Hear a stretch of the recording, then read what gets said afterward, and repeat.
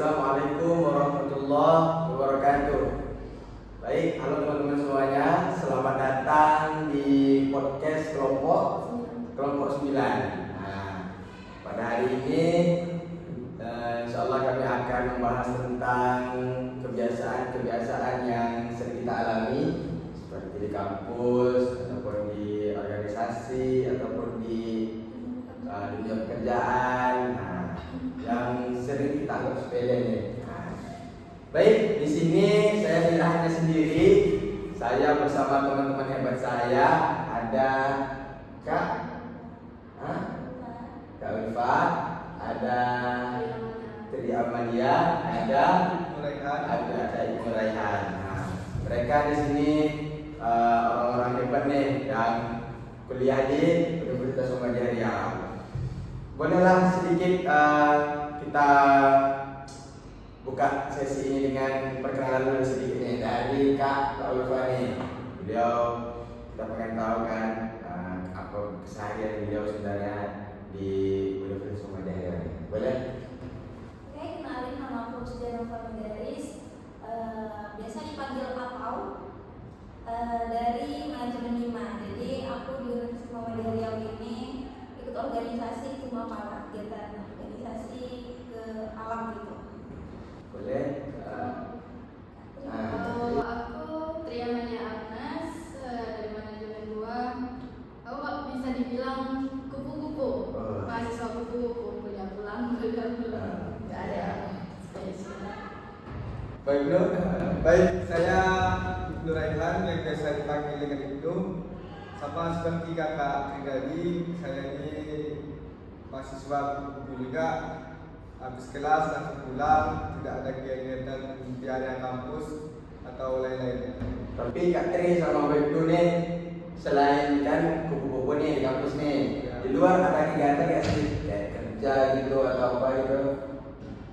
Saya sih Nggak ada, ini cuma kampus pulang jalan juga. pulang kali. Kalau Mbak Ibnu? Kalau saya sih ada bang. Oh, mau kerja ya. Dimana saya ada 2 tahun jadi bekerja freelance di suatu perusahaan. Cuman saya maksudnya tuh di saat tidak ada waktu kelas atau bisa dibilang di sehari itu nggak ada jadwal kelas bang. Oh betul Ya. Jadi enak banget nih sebenarnya kalau kita mau bahas-bahas tentang hari ini kan.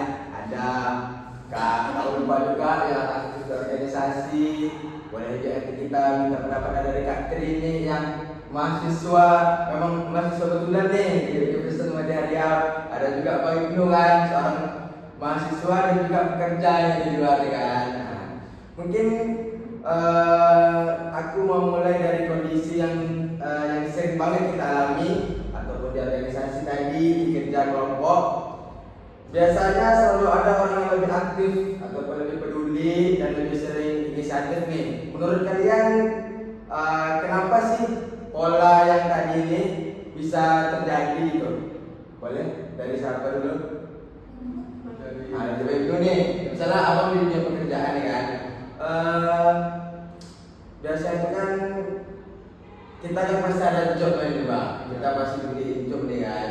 Cuman biasanya kan orang-orang itu sering bekerja di luar jobnya nih tanpa kadang harus inisiatif sendiri. Itu kenapa sih bang muncul rasa-rasa itu? Ya karena apa? Dengan cara itu tuh pekerjaan yang tadi berat tuh menjadi gampang bang.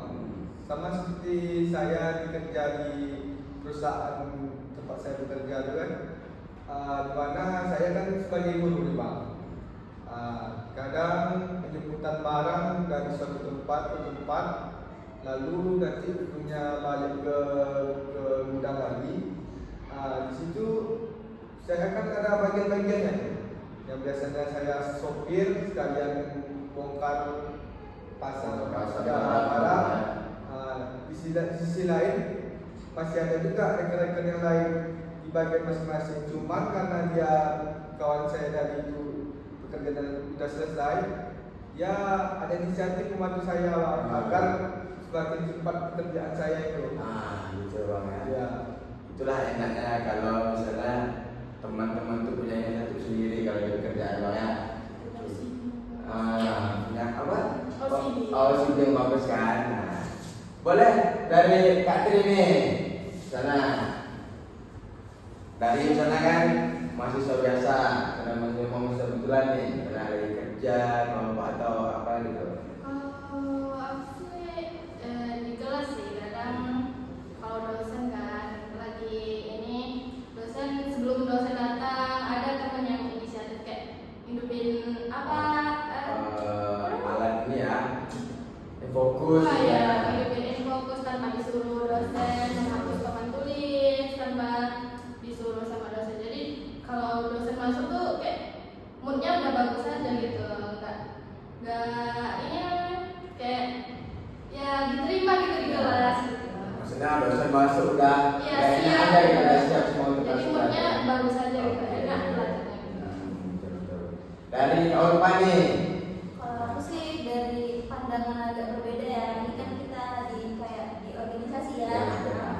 Itu kadang ada kecenderungan gak enakan juga gitu. Kayak yang sering melakukan tanpa disuruh gitu kan.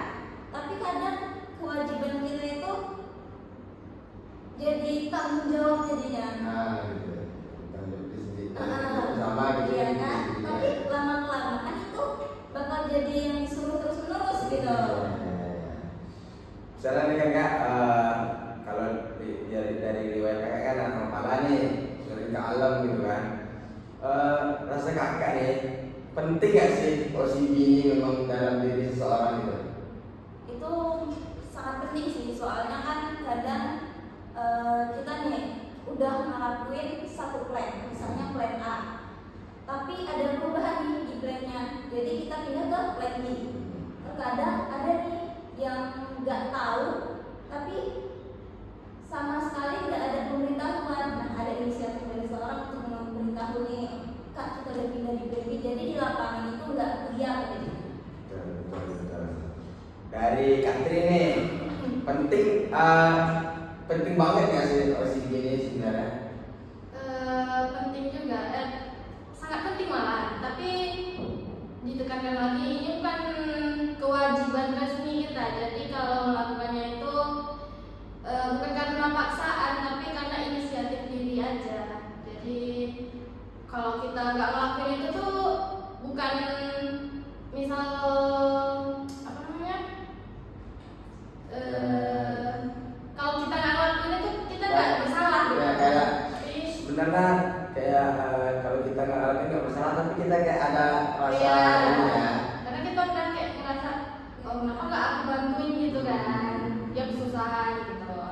Dari Baikmu nih, di dunia pekerjaan rasa-rasanya penting nggak sih pasti gitu? Sangat penting sih Bang. Karena itu tadi kan Bang, dari pekerjaan yang terasa berat karena dibantu jadi terasa ringan dunia. Nah, ini setelah kita banyak bahas tentang yang positif nih kan. Iya. Nah, sekarang mau lempar pertanyaan agak sensitif nih. OCD itu sebenarnya hal yang baik atau justru jadi bumerang aja nih? Konsepnya itu kayak apa ya gitu ya?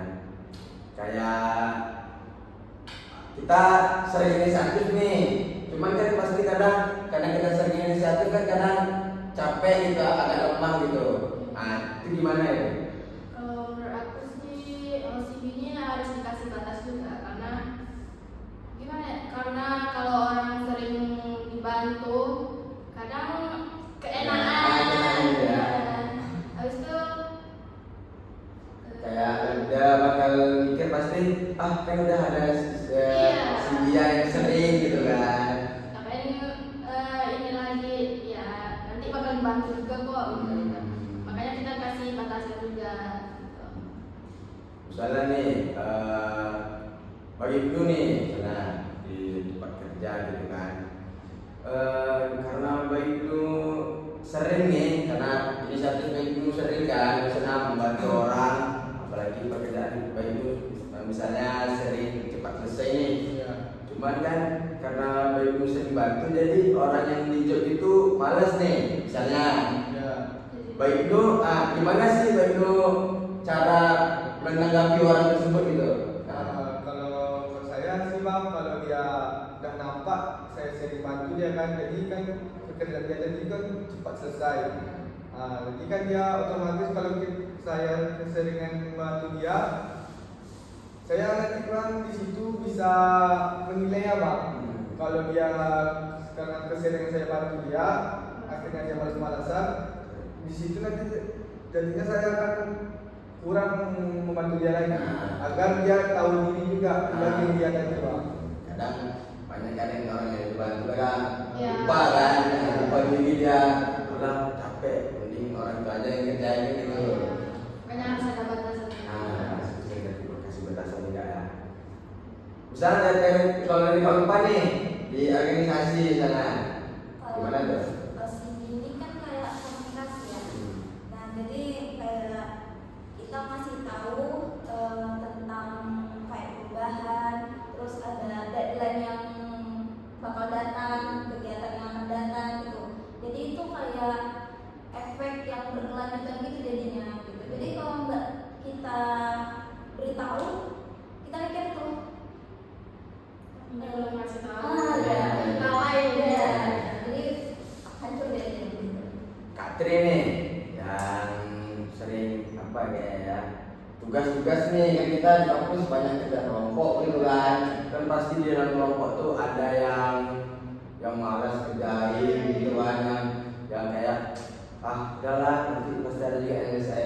Nah gimana sih sikap Kak Tri nih untuk teman-teman yang sering kita bantu nih tapi memang betul-betul malas, gimana sih kalau dari Kak Tri? Ini sih lebih ke bagi aja tugasnya merata gitu kan. Misal dia ada kesusahan baru dibantu gitu. Kalau nggak dibagi nanti dia mikir oh ada ini kok bisa kok selesai gitu kan. Ya udah. Ya, Jadi kalau udah dikasih dibagi tugasnya gitu kan. Jadi dia udah ada tanggung jawab dia.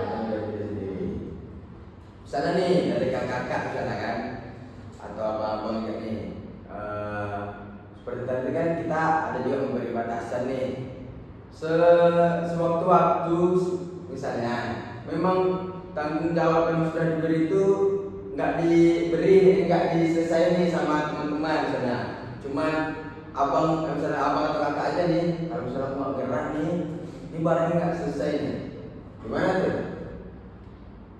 Ya itu balik asli diri kita. Ya, itu kan. Pasti bakal dibantuin juga gitu. Tanyain mana yang susahnya gitu. Sekarang kesal juga sih sama Iya. orang yang nggak ini ya, yang Iya. malas kerja gitu kan.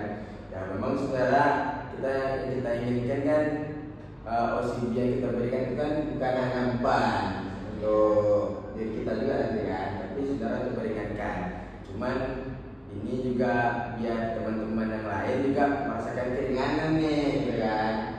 Tapi itu tadi kalau malah keseringan kita memberikan OSIP tadi atau yang inisiatif kita tadi terhadap setiap yang kita lakuin pasti kadang orang takut salah gunain kan, malah kadang mereka itu lah ini yang Karena kita keenakan jadi malah yang biarin aja lah, ngapain lah aku kerjain gitu kan.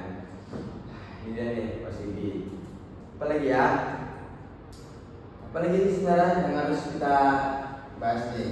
Selain tadi ada kebaikan yang ada di OSIP tadi. Kalau dampak buruk yang dari OSIP itu seperti apa bang? Yang dari karena keseringan kita membantu dari itu, jadi kan otomatis ya jadi kebiasaan ya sama dia kan, karena kita sering bantu jadi kan dia keenakan gitu. Cuman bang ada juga bang karena kita keseringan membantu dia tuh, sekali kita nggak bantu dia, nanti ada pula tanggapan dari dia. Merasa bersalah kayak awal-awal sering bantu kita nih, misalnya kan tiba-tiba kok malas, mungkin karena apa jadinya? Karena orang mikirnya kayak enak hati pula jadinya ya. Nah, kita kerjain itu kan.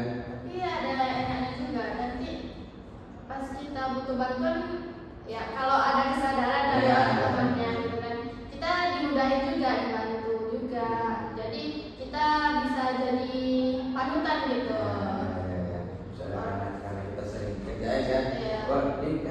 si A gitu kan. Udah sering gini. Oh ya betul ya. Oke teman-teman, kembali lagi bersama kami podcast nomor 9. Tadi ada kendala sedikit karena memori handphone penuh nih untuk video. Nah, jadi mungkin hanya bagian penutup aja untuk video kali ini. Terima kasih teman-teman yang sudah melihat video kami. Semoga bermanfaat, apa yang kami diskusikan juga bermanfaat dan memberikan dampak positif kepada teman-teman. Oke. Jumpa lagi, semoga ada di podcast selanjutnya. Nah, semoga ada di podcast selanjutnya ya. Oke, kami dari kelompok 9 mohon undur diri. Assalamualaikum warahmatullahi wabarakatuh. Dadah.